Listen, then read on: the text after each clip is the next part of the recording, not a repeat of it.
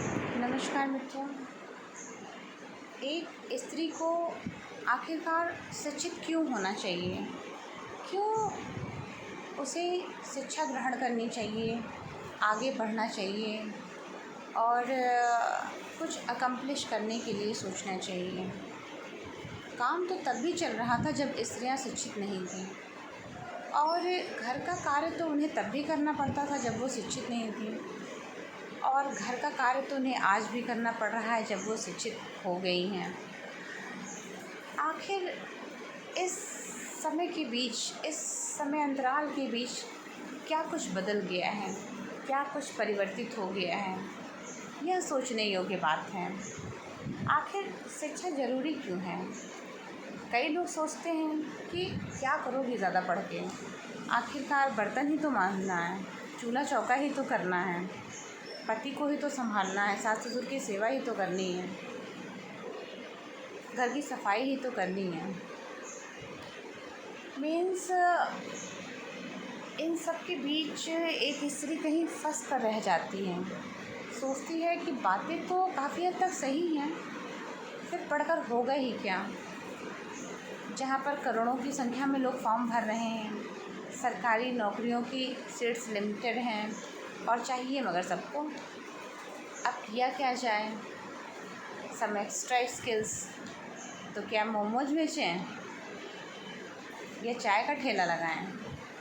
अब पढ़े लिखे लोगों के बीच एक बड़ी समस्या ये हो जाती है कि उन्हें लगता है कि यार इतनी सारी डिग्रियां ले ली, अब क्या ठेला लगाएं, चाय बेचें, अब कौन सा इनोवेशन करें? और अगर बिज़नेस शुरू करना है तो पैसा कौन देगा? घर वाले तो पढ़ाकर वैसे ही कंगाल हो गए हैं, क्योंकि पढ़ाई भी तो लोन लेकर ही करी थी। अब इन सब चीज़ों के बीच एक स्त्री तो और भी फंस कर रह जाती है, क्योंकि उसे तो विवाह भी करना है और समय निकला जा रहा है। समाज का प्रेशर, परिवार का प्रेशर, रिश्तेदारों का प्रेशर, नातेदारों का प्रेशर, मतलब, और माँ बाप का एक अलग प्रेशर, भाई बहनों का भी प्रेशर। अब इन सब के बीच इन सिचुएशंस को टैकल कैसे करें, इसको हैंडल कैसे करें? आखिर कब तक सुनते रहें ताने कि कर लो यार शादी, कब करोगी, उम्र निकली जा रही है, ये गड़बड़ हो जाएगा, वो गड़बड़ हो जाएगा। ओपनली बोलना चाहूँ मैं तो लोग ओपनली कहते हैं कि शादी कर लो वरना बहुत लेट हो जाएगी, बच्चा नहीं होगा। अब एक और प्रॉब्लम, आखिरकार ये स्त्री करे क्या जिसने 99% अपना कमिटमेंट, डेडिकेशन, डिवोशन, अपनी पूरी लाइफ पढ़ाई को समर्पित कर दी हो? तो स्त्रियां करें क्या? पढ़ाने जाती हैं तो उन्हें 10,000, 12,000, 15,000 की जॉब मिल रही है, उसमें वो सेटिस्फाई नहीं है। और सेटिस्फाई हो भी कैसे? सुबह 8 बजे बुला लिया जाता है और 2 बजे अगर छुट्टी हो भी रही है तो 2 घंटे और एक्स्ट्रा वर्क के लिए, फाइल वर्क के लिए या ऑफिशियल वर्क के लिए उन्हें रोक लिया था, उन्हें 4 बजे तक बैठाया जाता है। फिर आने जाने में अगर कहीं डिस्टेंस है तो 1 घंटा और लग गया। तो सोचने वाली बात यह है कि इन सब चीज़ों के बीच स्त्री तो आज भी पिस रही है, घुट-घुट कर जी रही हैं। और अगर घर वाले अमीर हैं तो भी बड़ी प्रॉब्लम है, शादी कर दी ज़्यादा दहेज देकर। अब ये समस्या अन्य लड़कियों के लिए खड़ी हो गई। आपने तो दे दिए 50 लाख 1 करोड़, अब ये सोचो जो लड़कियां बची हैं उनका क्या होगा? कभी किसी ने सोचा है?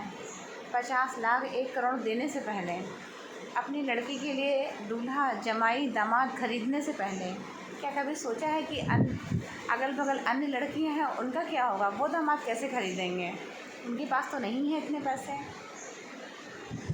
तो समस्याएं तो बहुत हैं, लेकिन इन सभी चीज़ों के बीच स्त्री का शिक्षित होना तो बहुत ज़रूरी है। मेन मुद्दा यह है कि शिक्षा हमें व्यवस्थित ढंग से जीना सिखाती है, हमें अपनी लाइफ का मैनेजमेंट सिखाती हैं, हमें खुद को मैनेज करके रहना सिखाती हैं। हम 10 क्विंटल मेकअप ना पोते हैं उसके बाद भी अच्छे दिख रहे हैं, तो ये हमारा मैनेजमेंट है हमारे ऊपर। हम खुद को फिट रख पा रहे हैं, हमने योगा किया, सुबह उठे, दौड़े, और हमें ऐसी ज़रूरत नहीं महसूस हो रही कि हम ज़बरदस्ती मेकअप लगाएं। तो क्यों लगाएं? आखिरकार क्यों प्रोडक्ट्स यूज़ करें जब हमें पता है कि इनके साइड इफ़ेक्ट्स हो सकते हैं, स्किन पर भी, लॉन्ग टर्म भी। तो इस परिप्रेक्ष्य में देखा जाए, और वैसे भी आप मेकअप कर रहे हैं या नहीं कर रहे हैं, आपके मोबाइल का कैमरा तो आपको 50% एक्स्ट्रा खूबसूरत दिखा ही रहा है। तो मुझे नहीं लगता है कि मेकअप करो या ना करो क्या ही फ़र्क पड़ता है, जब आपका कैमरा ऑलरेडी आपको खूबसूरत करके दिखा ही रहा है तो क्या ही फ़र्क पड़ जाना है।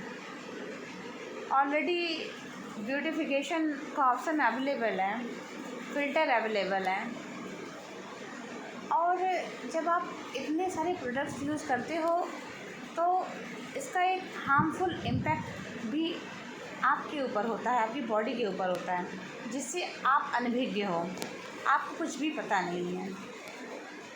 खैर, इन सब बातों से परे मेन मुद्दे पर आते हैं जो कि शिक्षा का विषय है। तो इस विषय पर बात करते हुए मैं ये कहना चाहूँगी कि शिक्षा बहुत ही एसेंशियल पार्ट है किसी भी व्यक्ति की लाइफ का, और ख़ासकर महिलाओं का, क्योंकि एक संतुलित जीवन जीना महिला शिक्षा के द्वारा ही सीख सकती है। एक व्यवस्थित जीवन जीना, खुद को मैनेज करके चलना, परिवार को मैनेज करके चलना, ये सब पार्ट्स में मैनेजमेंट से पता चलते हैं। ये मैनेजरियल स्किल्स कुछ लोगों में इन्वॉल्व होती हैं और कुछ लोग उसे इस पृथ्वी पर आकर डेवलप करते हैं। तो शिक्षित होना तो बहुत एसेंशियल है। आप अगर शिक्षित हैं, एक महिला हैं, तो आप ट्यूशन पढ़ाकर भी अपने खर्चे निकाल सकती हैं, और बहुत सी महिलाओं को मैंने ऐसा करके देखा भी है। होम ट्यूशन, घर पर ही बच्चों को पढ़ाना और उससे अच्छा पैसा अर्न करना, इतना कि कम से कम उनके अपने खर्चे तो निकल ही जा रहे हैं। तो एक प्लस पॉइंट तो ये हो गया, और बाकी दूसरा प्लस पॉइंट ये है कि आप ज़िंदगी भर कुछ न कुछ गेन करते रहते हो, आपकी बौद्धिक क्षमता का विकास होता है, आपका मेंटल स्टेटस हमेशा अपग्रेड होता रहता है, ये अपग्रेडेशन की ओर बढ़ता चला जाता है। कुछ लोग ऐसा सोचते हैं कि यार अब पढ़ाई कर ली पीजी तक, बस अब जॉब करनी है, अब कितना पढ़ेंगे, पढ़ा के क्या होगा। लेकिन एक फ़ायदा यह जो मुझे लॉन्ग टर्म में दिखता है कि आपका ज्ञानार्जन बराबर होता रहता है। पढ़ाई के फील्ड में आपने अगर इसे रोज़गार का साधन बनाया है, तो न केवल यह आपको रोज़गार प्रदान कर रहा है, बल्कि आप अपना ज्ञानार्जन कर रहे हैं, बौद्धिक क्षमता को बढ़ा रहे हैं, मेंटल लेवल को बढ़ा रहे हैं, मेंटल लेवल को अपग्रेड कर रहे हैं। तो इस तरह से कुल मिला के फ़ायदा ही फ़ायदा, मतलब पाँचों उंगलियां घी में। तो इस वस्तु परिस्थिति से हम समझते हैं कि एक महिला जो शिक्षित है अपने बच्चे को सही ढंग से पाल पाएगी।